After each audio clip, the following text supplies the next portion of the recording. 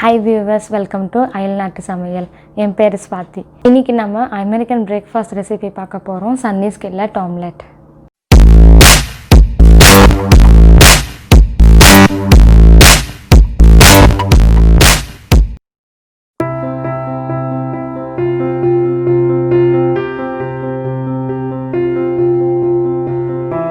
இப்போ சன்னி skillet omeletteக்கு என்னென்ன இன்கிரிடியன்ட்ஸ்னு பார்க்கலாம்.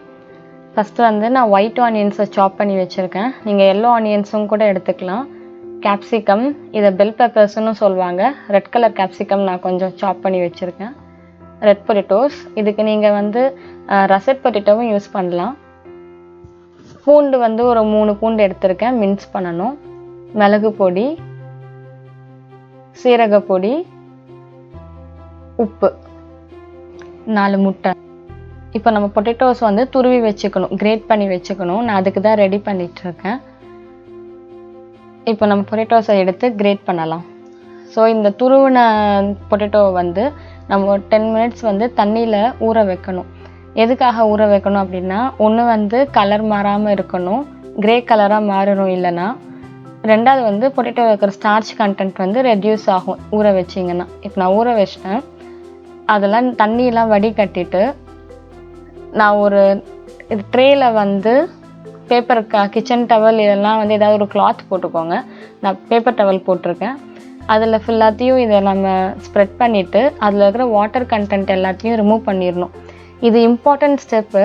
இது நீங்கள் வந்து பண்ணலைன்னா வந்து பேனில் வந்து அடி பிடிச்சிட்டே இருக்கும். இந்த பொட்டேட்டோஸ் வந்து ஸ்டிக் ஆகிட்டே இருக்கும், நீங்கள் சுரண்டிகிட்டே இருக்கணும். நீங்கள் எந்த ஒரு பொட்டேட்டோ பேஸ்டு ரெசிபி பண்ணுறதுனாலும் நீங்கள் இந்த மாதிரி வந்து கிச்சன் டவலோ இல்லாட்டி ஒரு அப்சார்பிங் கிளாத் வச்சு ஃபுல் மாய்ஸ்சரும் எடுத்துட்டீங்க அப்படின்னா பொட்டேட்டோஸ் வந்து பேனில் ஸ்டிக் ஆகாமல் இருக்கும், நல்லா இன்னும் கிறிஸ்பியாகவும் வரும்.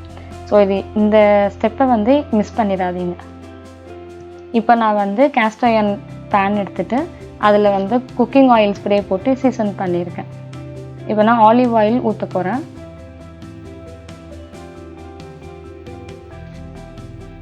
இப்போ பேன் வந்து காஞ்ச உடனே சாப் பண்ண ஆனியன்ஸ் இல்லை, அதை நம்ம வந்து போட போகிறோம்.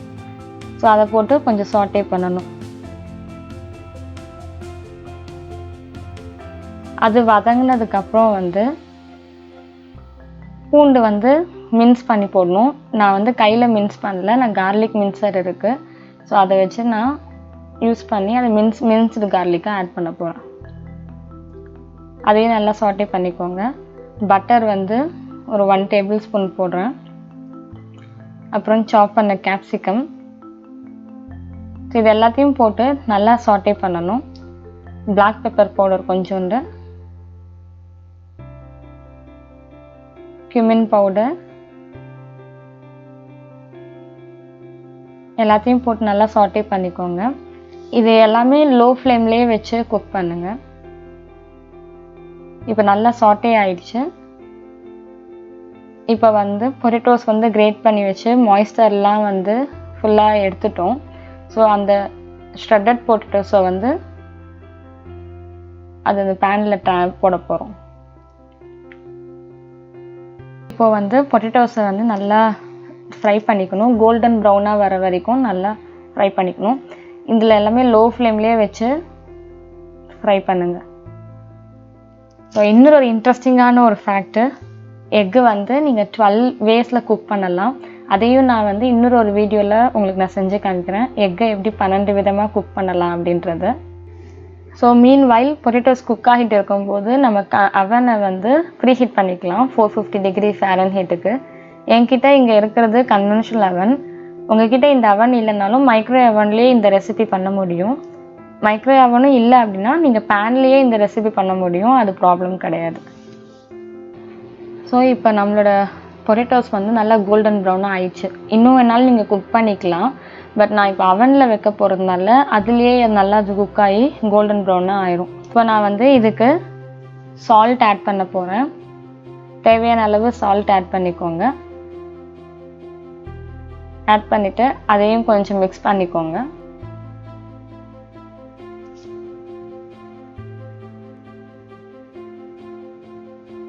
இப்போ வந்து ஒரு ஸ்லாட்டட் ஸ்பூன் கொஞ்சம் ஒரு ஸ்பூன் எடுத்துகிட்டு ஒரு குழி மாதிரி ஆக்கிக்கோங்க. நான் 4 முட்டை போட போகிறதுனால ஒரு 4 இண்டென்டேஷன் அதுக்கு பண்ண போகிறேன்.